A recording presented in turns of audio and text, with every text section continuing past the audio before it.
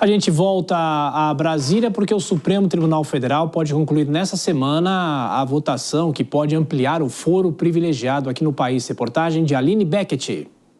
A Corte retoma a análise na próxima sexta-feira, dia 20, em plenário virtual.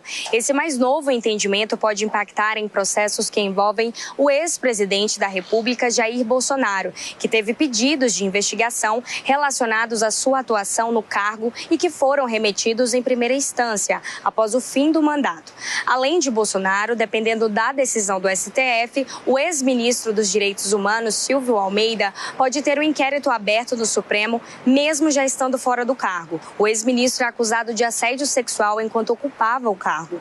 O ministro Gilmar Mendes propôs que as autoridades continuem sendo julgadas no STF, mesmo após deixarem o posto, desde que o crime tenha sido cometido enquanto estavam na função. Somente crimes cometidos antes de assumir o cargo vão para outros tribunais. O julgamento sobre o foro privilegiado foi iniciado em março deste ano, mas logo em seguida foi suspenso depois de um pedido de vista do ministro André Mendonça. Seguiram o voto de Gilmar Mendes, os ministros Luiz Roberto Barroso, Dias Toffoli, Alexandre de Moraes, Cristiano Zanin e Flávio Dino.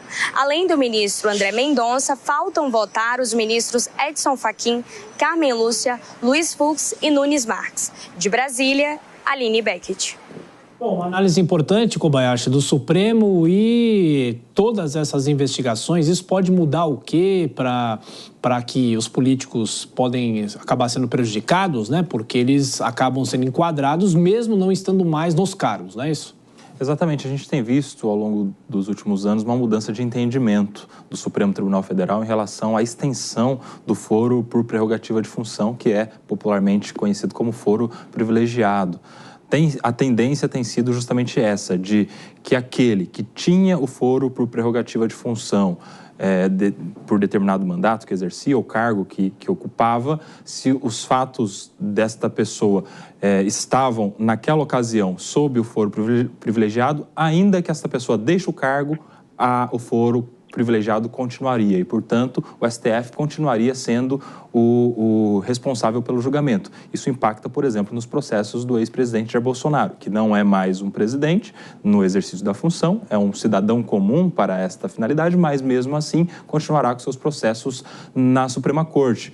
E se esse for o mesmo entendimento, isso também vai impactar a vida do ex-ministro agora Silvio de Almeida, que não mais sendo ministro, continuará agora com as investigações sendo submetidas ao crivo do Supremo Tribunal Federal. Isso é aqueles que deixam o cargo, mas também há um outro entendimento de extensão do foro privilegiado, que é justamente para aqueles fatos anteriores à ocupação de cargos e eleição para cargos eletivos também de autoridades, como, por exemplo, o caso do Chuquinho Brazão. Quando da morte da Marielle Franco, ele não tinha o foro no STF, porque ele só veio a ser deputado federal depois. Mas mesmo assim o STF está se entendendo competente para julgar o caso da Marielle Franco, o deputado Chiquinho Brazão e os outros também que ele traz consigo para essa competência do STF. Isso também pode impactar outras pessoas. Alguns ministros, inclusive, do presidente Lula, que respondiam já à justiça por fatos anteriores aos seus cargos de ministros e que talvez agora vão levar esses casos todos para a Suprema Corte. Ou seja, Dora, o mundo político de olho nessa votação do Supremo, né? Claro que cada um pode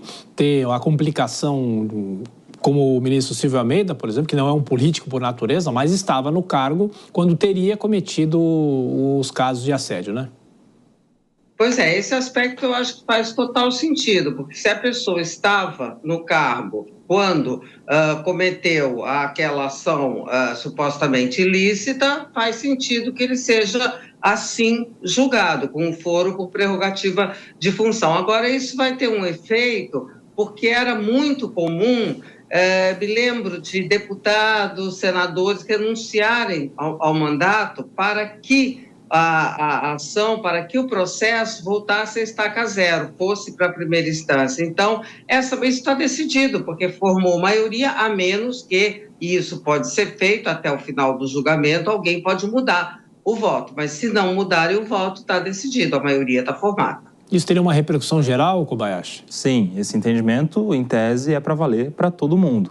Então, impacta a vida de muitas autoridades, de muitas pessoas que estão, como você mesmo disse, Thiago, de olho nessa decisão do STF. Muitos querendo que o caso permaneça nas cortes superiores e outros temendo que os casos permaneçam nas cortes superiores.